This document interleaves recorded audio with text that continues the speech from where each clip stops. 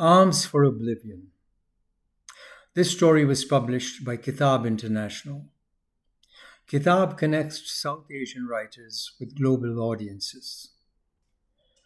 He was standing on the corner of the road across from Ramna Park at the intersection of Bailey Road and Hare Road.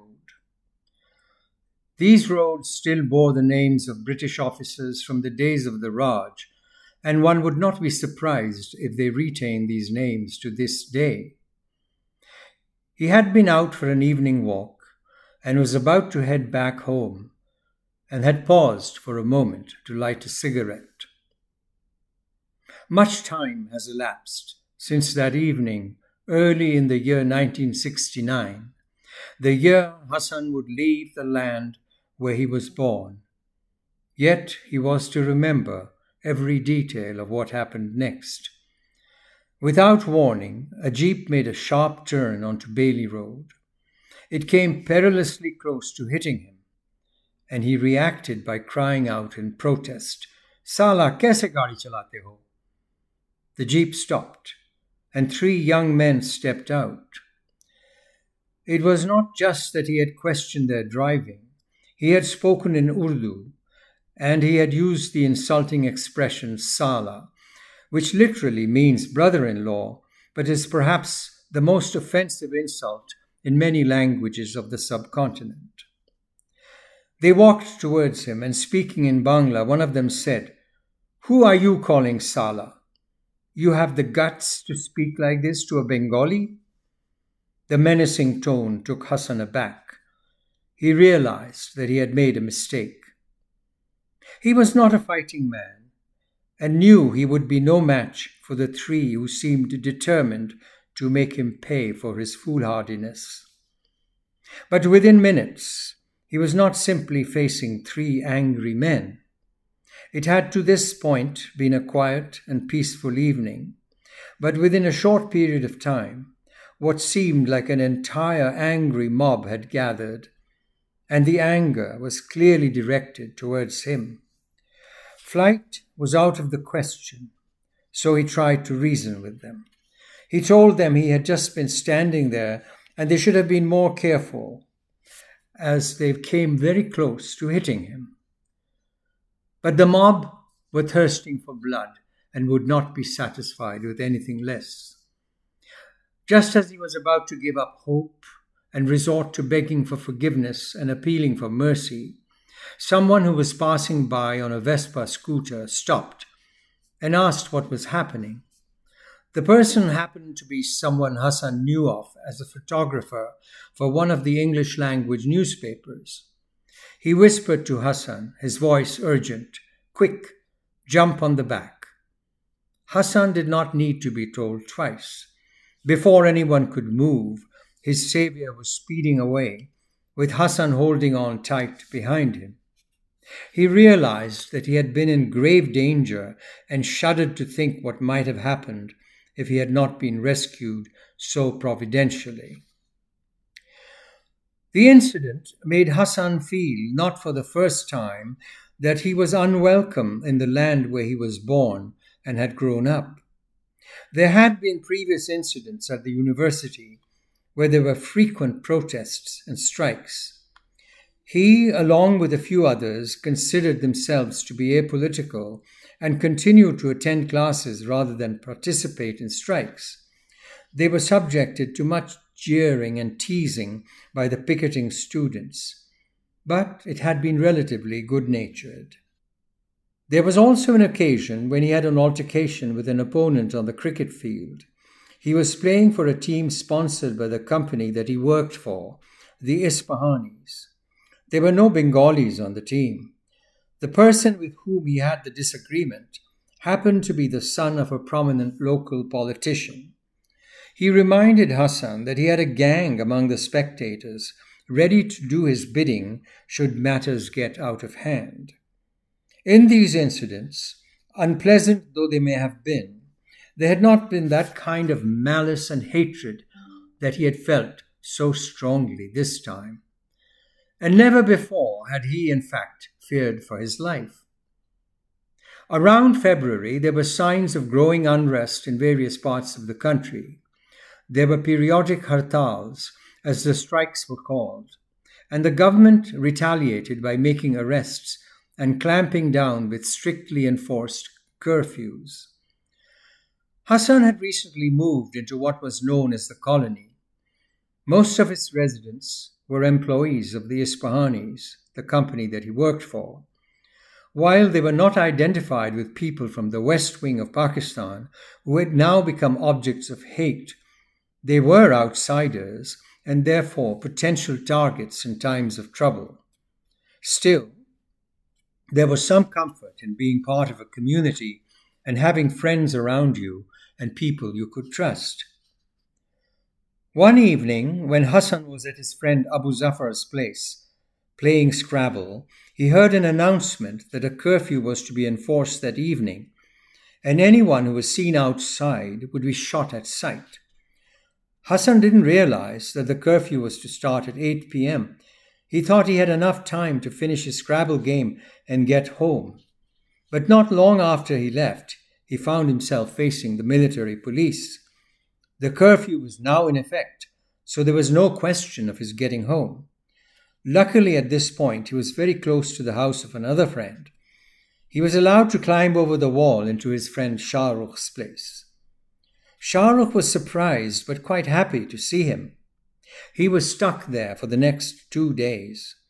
It was something of an unexpected holiday.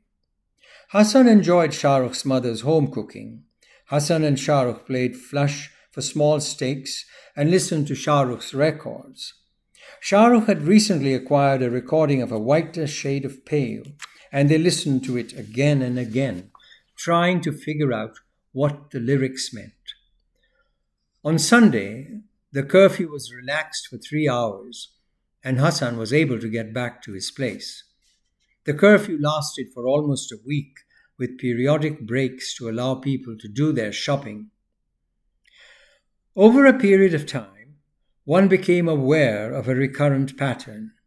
Periods of turmoil and violence alternated with periods of peace and relative normalcy. On this occasion, too, after the curfew was called off, Hassan and many others returned to their jobs and usual routines. Hassan spent his days as before at the office in Motichil. His evenings and weekends were spent playing cards with friends, dining at Chinese restaurants, and hanging out at the Dhaka Club or the Intercontinental Hotel. There was even the occasional weekend party. As was to be expected, the interval of peace was a short-lived one, and as often happened in the past, there was an escalation of the level of violence. If you were not a Bengali, the message was clear: you were no longer welcome. If you were a Pakistani origin, you were especially unwelcome. About a year earlier, Hassan's father had moved the family to Lahore, his ancestral home. Hassan, who had started working, had decided to stay on. He did not much care for the idea of moving to Pakistan, but an American friend suggested that he take the GRE exams and apply to American universities. Hassan had not taken this suggestion very seriously at first, but he did write the exam and send off applications to some universities recommended by his friend. He had to choose carefully, as a fee in US dollars was required with each application.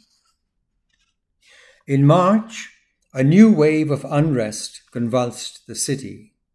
Hartal was again imposed. He couldn't go to the office, but work was now done from the home of one or other of his bosses, who, along with many of his co-workers, were now his neighbors. The colony, as it was called, was surrounded by a wall, and one could move around freely inside it. As the company he worked for was a family business, he sometimes found himself taking contrary orders from more than one boss. The senior-most boss was the patriarch of the family, who had really established the company. Hassan was often summoned by him to take dictation and send off letters and telegrams. From the rooftop of his 3-storied house, He watched in horror one evening as fires of burning buildings lit up the sky. He heard the slogans of the mob: Bengali Jago, Bengalis awake, and more ominously, Jalao, burn. One evening, his cook came to tell him that he had heard that the colony was going to be targeted that night. Sahib, I hear they are coming to attack tonight. Hassan sensed a note of gleeful excitement in the man's voice that annoyed him. Let them come, he said, not wanting to convey any sign of concern or fear. He was perturbed, however, even though the colony was not the most likely target. Its residents, while outsiders, were for the most part not identified with the now hated Punjabis. Besides, his astute boss would most likely have made some arrangement with any group that might think that the colony would potentially be a good place to loot and pillage. In April, he received favorable responses from all the American universities he had applied to. He settled on Syracuse, as it was the place which some of his American friends were associated with. He was also much impressed with some of the brochures that showed a sylvan and green campus. He was to find that while the campus had some nice buildings, by and large it was a rather dreary place, especially in the winter, though not as dreary as the city in which it was located. He did not tell his employers about his plans right away. He was especially concerned at how senior Mr. Ispahani would react. He had more than once spoken slightingly of the cowards who were fleeing the country. Hassan had a few months to go before the time came to leave. It would be a difficult few months, because now his mind was made up about leaving, and he was looking forward to starting a new phase of his life. Over the next little while, he began to prepare for his departure. He had been living on his own for a few years, and thus there was a great deal of stuff that he needed to dispose of. He gave away or sold much of the furniture he had accumulated. Particularly sad was the thought of leaving his collection of books behind. A few books he could not bear to part with, among them a book of poems by Yeats and a copy of Shakespeare's plays. He felt he had to keep them, in part because of all the notes he had written in the margins. He also kept the first copy of the Wisden Cricketer's Almanac his father had given him. It included accounts of Pakistan's historic tour of England in 1954 and featured Fazal Mahmood as one of the cricketers of the year. They were not just his books. There were many other mementos of the segment of his life that was now coming to an end. He knew in his heart that he was not going to return to what had been his home. Everything that had mattered or been important now seemed somewhat irrelevant. Yet he could not accept the thought that all he had done and achieved had no significance. He began packing 2 suitcases. One contained his clothes and other items that he would need for daily living. This he was going to take with him to America. The other suitcase was the one in which he put the things that were more precious and irreplaceable, though he could live without them. They had been significant in his life, and he wanted to hold on to them. He was going to leave the second suitcase with his parents, who were now living in Lahore. He didn't know when he would be able to get back to retrieve the suitcase with its precious contents, but at least it would be safe. In addition to the books he decided to save, there were diaries and other records he had kept over the years. From an early age, he had started keeping records and lists of all kinds. He had brought out a family newsletter with jokes, cartoons, and articles about family activities. He had organized a cricket team and started a newsletter in which he included match reports and scorecards and also kept track of batting and bowling averages. Later, he had won trophies for cricket and athletics. These too he felt he had to keep. The same applied to the autographs he had collected. These were mainly autographs of cricketers, but among his most prized possessions was the signature of John Kennedy. Then there was his secret diary, in which he listed the 10 girls that he had at one time or another fallen in love with, for the most part the objects of his interest, had not even been aware of his feelings, though one or two had acknowledged them, and he had a letter, in fact, from Radhika. He had for a short time considered himself engaged to her, but it was not to be. He heard that her brother, who was the de facto head of the family, had said that she would marry a Muslim over his dead body. He had had the painful experience of attending her wedding, yet he kept her letter and also a few photographs. There were indeed many other letters and photographs that he felt he had to keep. He had become involved in theatrical activities in his university days, and several of the photographs were from plays he had been in. Also, there were programs and other memorabilia signed by cast and crew members. As he filled the suitcase, he remembered some lines from Shakespeare's Troilus and Cressida.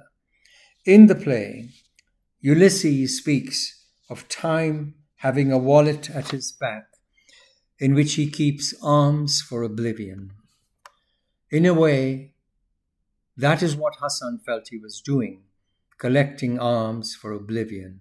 It was a somewhat depressing thought, but ultimately he thought it applied to whatever we achieve and whatever seems significant in our lives. Finally, the day of his departure arrived. He spent some time with his parents and younger sisters in Lahore. He learned that his younger sister was about to get engaged. It came as a surprise to him, as he still thought of her as a young girl. The thought that he might not be attending her wedding saddened him. He would not be able to afford trips back to Pakistan in the foreseeable future. He didn't know then that he was seeing his beloved grandmother for the last time. At the time, his father was still in government service, and the family were living in a large bungalow on Club Road.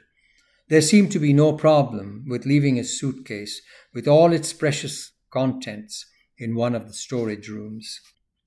Syracuse was exciting at first, but after a while Hassan felt homesick and, among other things, sorely missed the cooking that he had been used to. He was also deeply disturbed by the news that was coming from the place that had been his home. He heard of friends who had been shot in cold blood, of former classmates who had gone on killing sprees, of beloved teachers tortured or made to dig their own graves, of a dear friend who had gone to join the freedom fighters but was suspected of being a spy and killed.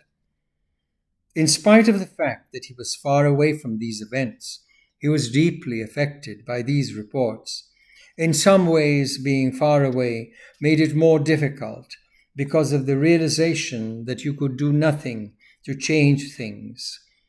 When the inevitable happened, with Bangladesh achieving independence, he fell into a state of depression that made it hard for him to concentrate on his studies and his teaching duties for a time. It was only after 5 years that Hassan managed to afford the plane fare to Pakistan.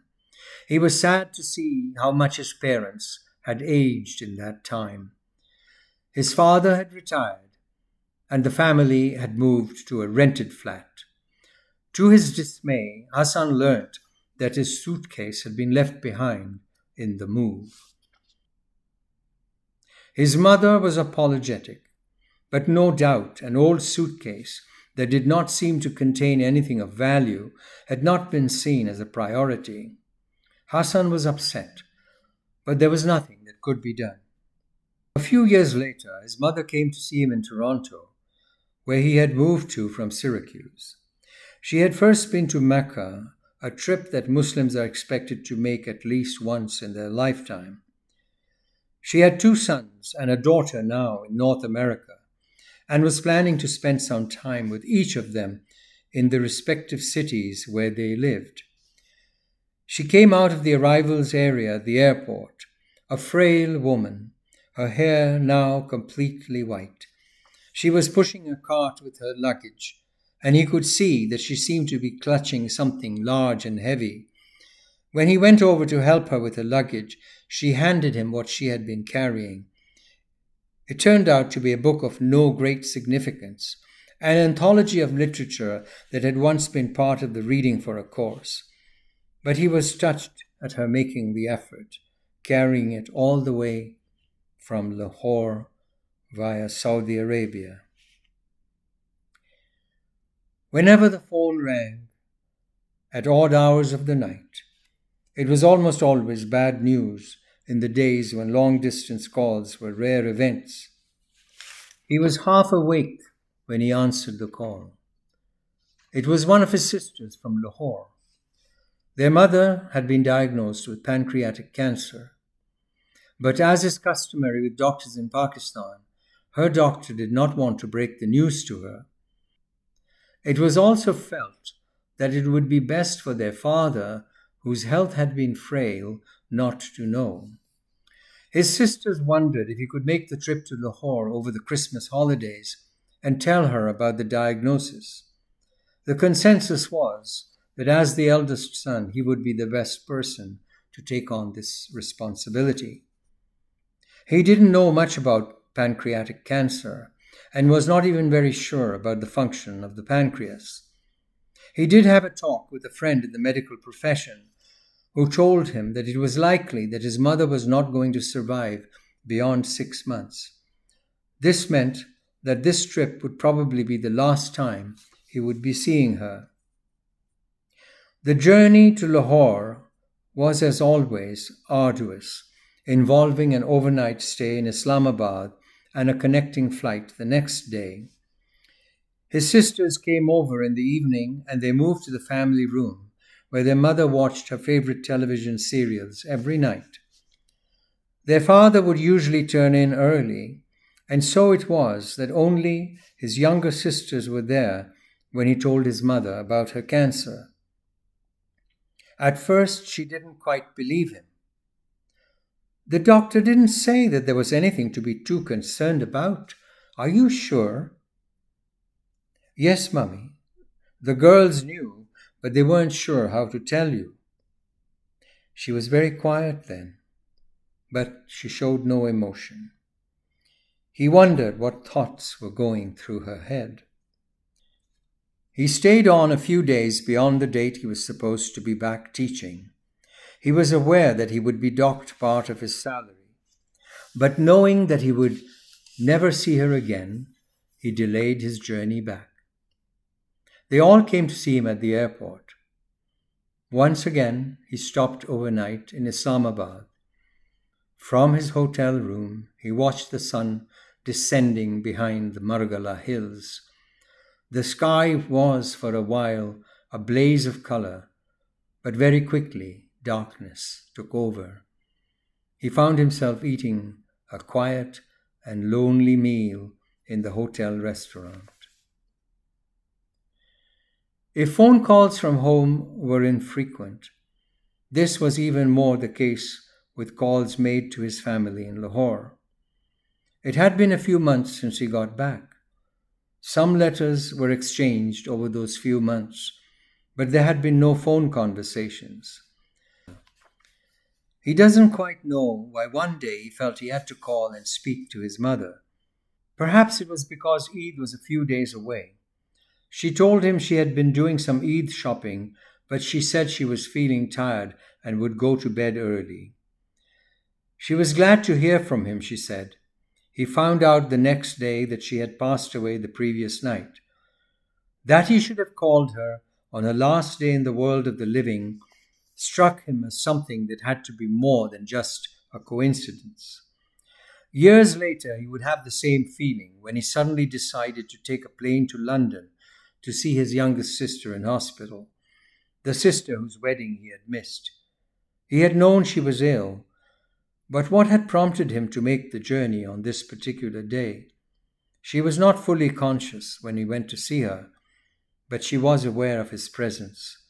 Later that night, he learned that she had slipped away peacefully.